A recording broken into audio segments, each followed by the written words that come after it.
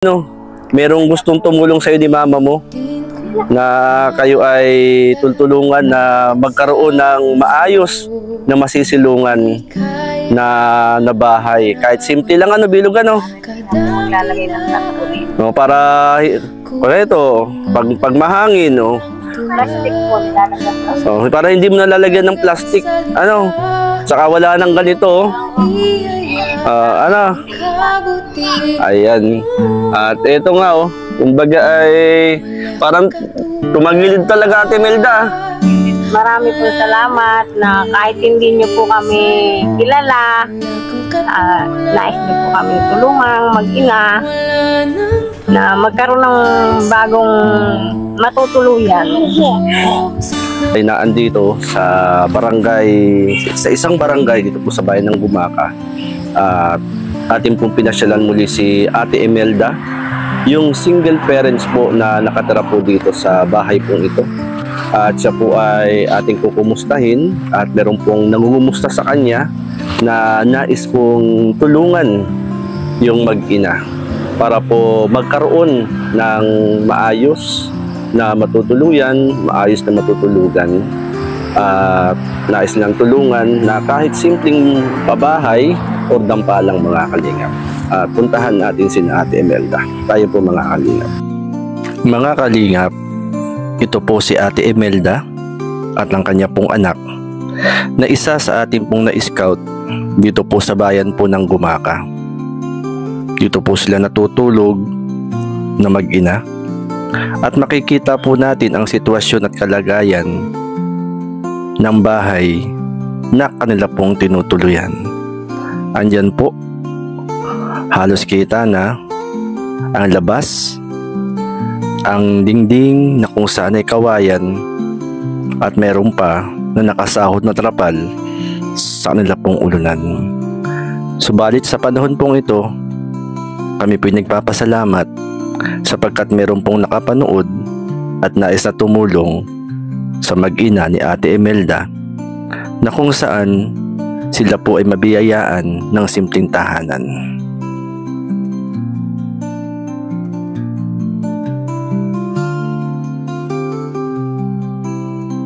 Ayan, magandang hapon mga kalingap.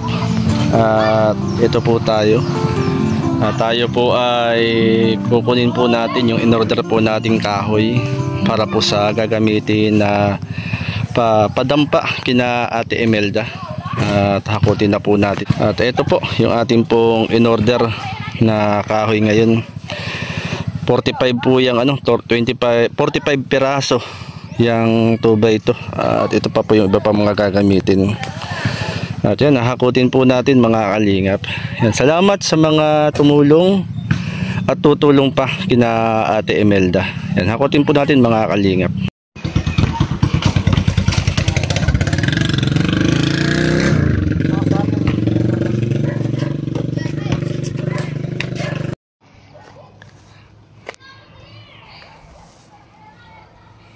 Kalingap, tuloy po tayo sa paghahakot ng kuko lumber at ating inuutay-utay.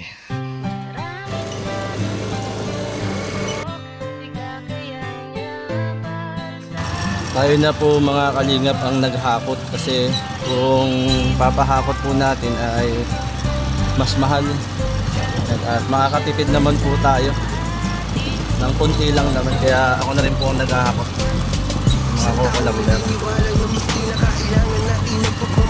Tunay na walang katulad, nag-iisang Kuya Bal. Marami pa natutulungan at habang tumatagal, lumalawak ang paglingap, biyayan dala-dala at hindi na mawawala. Ikaw lang ang nag-iisa, Kuya Bal, walang katumbas ang dinulot mo. Saya sa mga tao, tinulungan mong hindi naging iba. Itinuring silang kapamilya kahit di mo pagtugo. Ginabayan, inalalayan mo sila ng totoo. Tunay na walang katulad, kaya ka pinagpapala.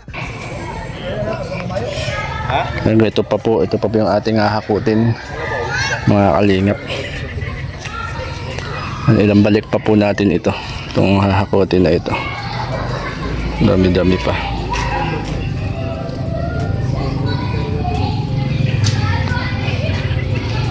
At itong tricycle natin ang ginagamit natin sa paghahakot mga kalingap.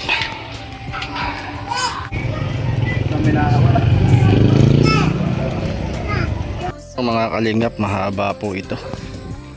At siguro mga 3 hakot pa natin. Haba, mas mahaba sa tricycle. By 16 ang haba po nito. 2 by 4 by 16 ang haba niyan. Sa gagamitin po yung pambubong. At ito po yung tira. Hakutin pa rin natin po ito. Ito mga kalingap, last na hakot na po natin. Itong ating hinahakot na kukul, pang last na ho natin ito. Ito, pang last na po itong hakot. At natapos din ang ating paghahakot ng coco lumber. Para bukas ay Lunes, diretso na sa pagtatrabaho. Yan, medyo dahan-dahan lang yung takbo natin at mahina ang kalaban. Hindi natin pwedeng persahin tong tricycle. Kawawa naman ang makina.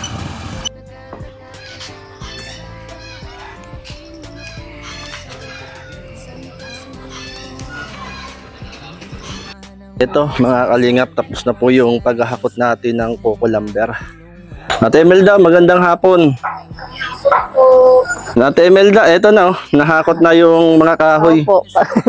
Nagagamitin para bukas. Opo. Tama-tama, linggo ngayon, bukas ay Lunes. Opo. Para dire-diretso na ang trabaho. Simulaan na po. Simula. Anong masasabi mo, Ate Imelda? At ayan na, bukas. Kasi nung Monday, inumpisahan na, di ba? Opo. Eh, sumama ang panahon. Inulan. Inulan. Kaya eto, tama-tama, bukas. Gagawin na itong makisama yung panahon. Dalangayin natin na na kung saan ay gumanda ang panahon. Opo. Kaya magaganda yung maganda yung Maganda po kahoy. yung kahoy. Bali, 45 na 2 by 2 by 10, 45 na piraso. Opo. At yung marami pa, limot ko na yung mga sukat. Bukas, uumpisahan na nila ulit bukas.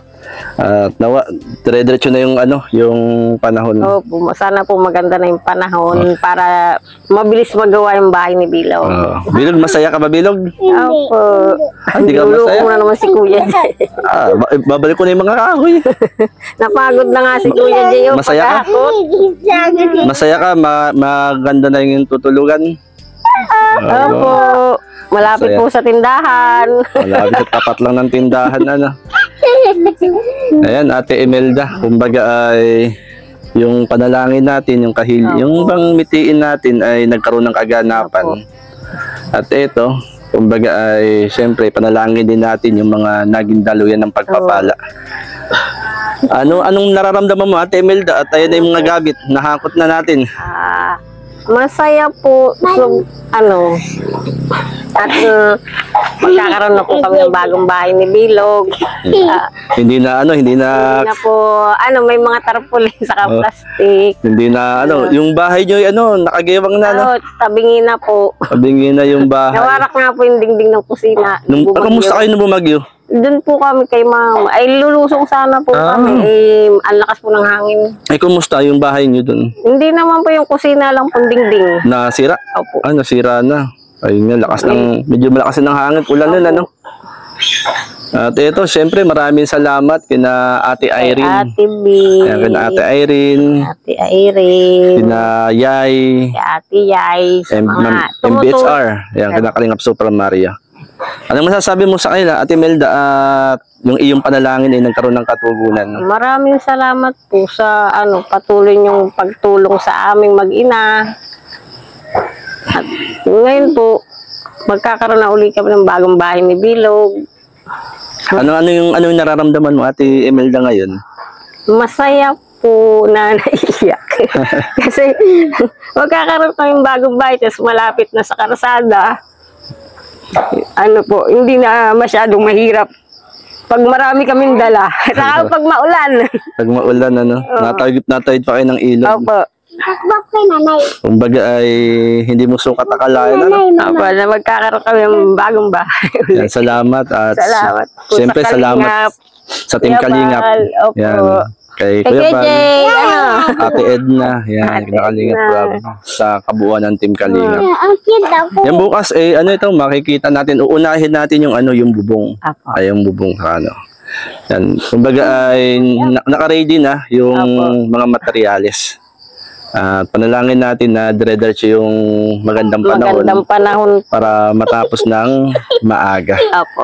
Yan, si Bilog, oh. Likot ni Bilog po. Malapit ng papasukan mo, Bilog, ano? Ayan. Natatanong nga po kung may pasok bukas. Ay, bakasyon po. Bakasyon? Bakasyon muna. Bakit? Hindi naman po nagchat-chat yung ma'am niya kung may pasok. Ay, Ah, mamaya magtatanong uli po kami oo. sa mga... Lunes bukas yan, ano? Opo. Ito maganda, kumbaga matibay yung ano, matibay itong poste. Ano? Matibay itong poste. At ito po yung nanay ni Ate Imelda. Nay, anong masasabi ninyo? At ito na yung mga gamit para ipatayo na yung simpleng bahay ni Ate Imelda na inyong anak. Ay bawasan na po yung takot. Kasi yung bahay talaga nila nalagitik na. Ay may bagyo na naman. Oo. Kaya sabi ko, ay. Tapos pagpunta nyo kanina, ay na si Kuya Jay. Sabi ko dito kanina, pupunta man si Kuya Jay dito kahit linggo. Ayun, at sabi ko nga inaandar ang power, so ay di maano ang kahoy. Ayun, inaantay ko nga din po si Ruel at sabi ko ba't hindi napunta. Ay, baka naman ka ako may ginawa. Baka nasa dagat, ano? Kanina nasa dagat yun. Ay baka may pinagawa yung amo ni Jim doon sa tindahan. Kinuha yung gamit sa bahay ay. Pero ano na kumbaga, syempre, kayo yung nakikita ninyo, yung kalagayan ni Ate Imelda, yung bahay nilang mag-ina. Kayo ay nahahagas bilang isang magulang. At yun ang panalangin nyo, na maayos yung kanyang bahay. Ano, pero ito ngayon, dito tayo yung bagong masisilungan nilang mag-ina. At syempre, kayo rin po, kayang kasama kayo roon. Ano pong nararamdaman nyo na Ay, masaya. Ano naman. Kasi, sa totoo lang, may mga kamag-anak akong may tira. Hindi nila matulungan itong mag-ina. Eh, samantalang, siguro naman ay nakikita nila sa vlog niyo yung bahay ng mga anak ko. Ay, wala, hindi kami pinapansin. Tatawa.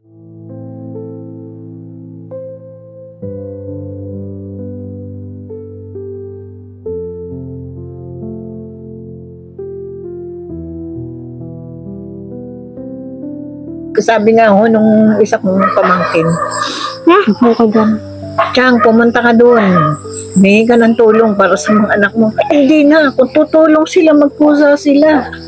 Sabi ko, at saka, bayain na, may tutulong na doon sa mag-ina. Sabi ko, gayon. Ay, kung hindi nga po na-aksidente yung aking pamangkin, ay ito bibigyan ng kaunting tulong din nung pamangkin kong teacher. Ay na-aksidente ho, ay di siya nag-iintindi. Hindi na parang nagkakrak po ang mukha noon. Hindi siya ang problemado ngayon. Ay sabi niya, pasensya ka na muna dyan ha. Sa huli-huli na ako magtutulong. Ayan nanay, may kahoy na. Ay ka. Pag naikabit na po yan, yung pamakuan, yung kahoy, May bubong, mabungan na. yung sa ako po kukuhain yung yero, yung hard reflex pandingding. Yan sa bagong matutuluyan ni Ate Imelda. Siyempre, matutuluyan din ninyo. Kasama rin kayo doon. Kaya maraming salamat sa Team Kalingap. At kung wala po ang Team Kalingap sa pamamagitan din ni Kuya Bal, hindi po kayo makikilala. At ako rin po ay natutuwa kasi yan yung inyo pong anak, yung mag-ina ni Ate Imelda ay kita ko rin po yung bahay nila Talagang sabi ko, nawa ay may hipuin si Lord na tumulong. Kaya nga. At ayun, hindi tayo nabigoan sa prayer po tayo. Alam mo naman tuwa yung mga pinsan ko dyan sa baba. Ang sabi po, Ang swerte daw ni Imelda at may Kuya Jay na vlogger at nakita itong kalagayan ng mag-ina. ganun glory po. At ginamit lang din po tayo ni Lord na instrumento, para sa inyong mag-ina.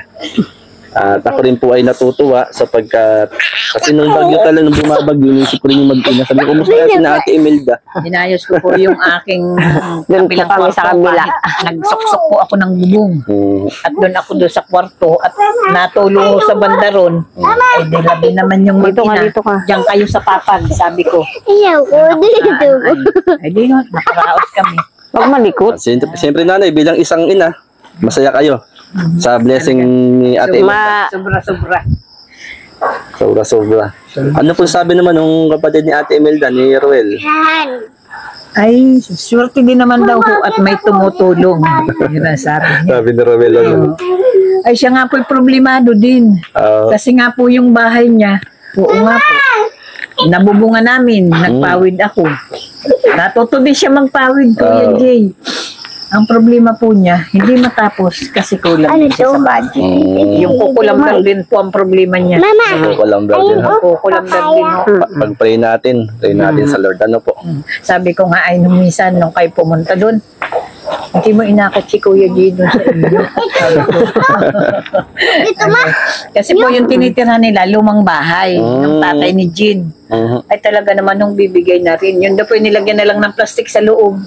Parang katulad nung kay Imelda. Tapos, Ate Imelda, ang bubong plastic eh. Opo. ay gawa po nung ano, yung matanda Yung dun sa- nagtatanim po dyan, Nagtatanim, oo. sila po ang naglagay nun, Sila. sina Brother Sito Nakita po. din po ang sitwasyon.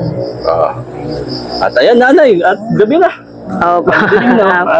Ginabi na rin tayo yung paghahakot nitong ano, ng kahoy.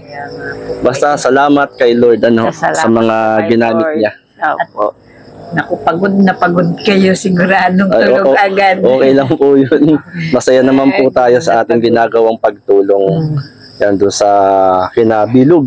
Hindi Kina Ate Imelda. Sabi ko nga, Kabilog, umuwi ka na sa papa mo at maganda ang bahay ng lola mo. Hindi nga, gagawin nga ako ng bahay ni Kuya Jay. At kita niyo, alam niyo, hindi niyo narinig kanina, nairit. At tuwan-tuwa nung kayo'y makita. Siya agad na nakakita sa inyo. Ay, talagang takbo sa kanila. At iisi daw yan. Takbo sa kanila. Talagang nagtatawa. Aba? Kinikilig. Basot na nakita na ang sige yung kinikilig na si Bilog sa tuwa. Tuwa si Bilog. Ano. Nalikot. Yan, sige po. At salamat. Salamat Pray po. natin yung mga tumutulong ano, Opo. sa kay Ate Imelda sa mag-ina. Yan, tayo manalangin muna rito. Lord, Lapit, pagpalain mo Lord. po ang lugar na ito na pagtatayuan ng bahay ni Ate Imelda. Salamat sa mga naging daloy ng pagpapala na mga tumutulong at dalangin namin, Lord, ikaw po ang magpala sa kanila at ikaw din po magpala sa lahat ng magtatrabaho sa tahanang ito na itatayo para kina Ate Imelda. Salamat, Lord, sa ngalan ni Jesus. Amen. Amen. Ayan, maraming salamat po. Ako yung tuloy na rin po. Ano po? At bukas naman po. Umpisa na to bukas. At Imelda, paano lang nung ano, pabigyan na lang Opo. yung pako. Ay, baka siya po, kami rin po ang maglalapit na nakamotor si Ron. Ay, Ako oo nga dito po yung dumirik. Ayan, maraming salamat po at magandang gabi po kina Kuya Bal, Ate Ed at Kalinga Prab at sa buong team ng Kalingap at syempre maraming salamat Ate Irene TV, Kalingap Super Mario, Yay at kay Ma'am MBHR. And salamat sa mga tumutulong at tutulong pa yan kina Ate Imelda. Yan, God bless po mga Kalingap, mabuhay po ang team Kalingap. Kailangan natin ang pagmamahal, tunay na walang katulad. Nag-iisang Kuya Bal, marami pa natutulungan at habang tumatagal, lumalawak ang paglingap, biyayan dala-dala at hindi na mawawala. Ikaw lang ang nag-iisa, Kuya Bal, walang katumbas ang dinulot mong saya sa mga taong tinulungan mong hindi